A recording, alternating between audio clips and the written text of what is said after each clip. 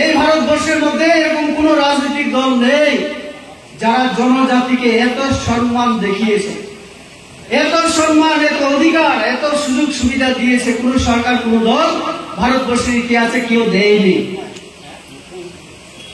আমাদের এই সরকার হওয়ার পরে, সেটা দিল্লিতে হোক আর রাজ্যে হোক, আমি তিন প্রাসাদের কথা বাদই দিলাম, সব থেকে লাভ কার হয়েছে জানেন? রাজ পরিবারের প্রদ্যুৎ বাবুদের সব থেকে লাভ হয়েছে। আপনারা, আমি যদি এক দুটা উদাহরণ দেই আপনারা বুঝতে পারবেন।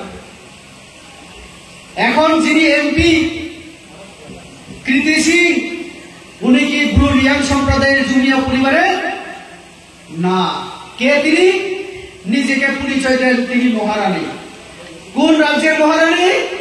তিনি ওই মধ্যপ্রদেশ আলাদা হয়ে একটা ছত্তিশগড় রাজ্য হয়েছে নতুন, সেই মধ্যপ্রদেশের রাজ পরিবারে ওনার বিয়ে হয়েছে। আজকে থেকে 30-40 বছর আগে, 40 বছর যাবৎ ওনার সঙ্গে ত্রিপুরার কোন সম্পর্ক নেই।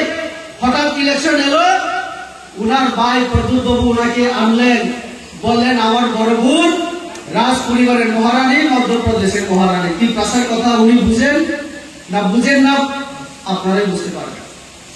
এই এলাকায় সোলার লাইট আমি ব্যবস্থা করেছিলাম। অমিত একটা পোস্ট ফেসবুকের মধ্যে দিয়েছিল যে ধন্যবাদ এমপি তাকে, যে আমরা এত বছর পরে আমাদের এলাকায় আমরা যে সোলার লাইট ব্যবস্থা আমরা পেলাম, আলু পেলাম। আমি বোধহয় এই গত 5 বছরে 3 থেকে 4 বার এই বাজারে এসছি। আমি প্রদ্যুৎ বাবু এসছেন কতবার? শুধু রাজনৈতিক ফায়দা নেওয়ার জন্য আসবেন। এখানে আমাদের কি আছে? জোনাল অফিস আছে। আমি বলছি জোনাল অফিস সম্বন্ধে একটু পরে।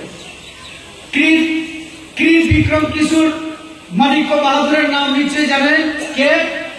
প্রদ্যুৎ বাবুর বাবা। কতবারের এমপি? 3 বারের। 1967, 1977 and 1989 তিনি কি হয়েছিলেন? এমপি হয়েছিলেন। প্রদ্যুৎ বাবুর মা বিভু কুমারী দেবী, উনিও এমপি হয়েছিলেন। কখন জানেন? 1991 থেকে 95 পর্যন্ত। ইতিহাস দেখবেন আপনারা।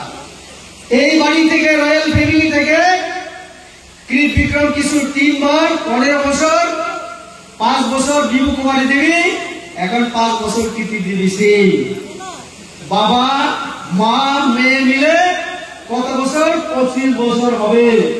তিপ্রাসার জন্য ক্রিট বিক্রম কংগ্রেসের এমপি ছিলেন।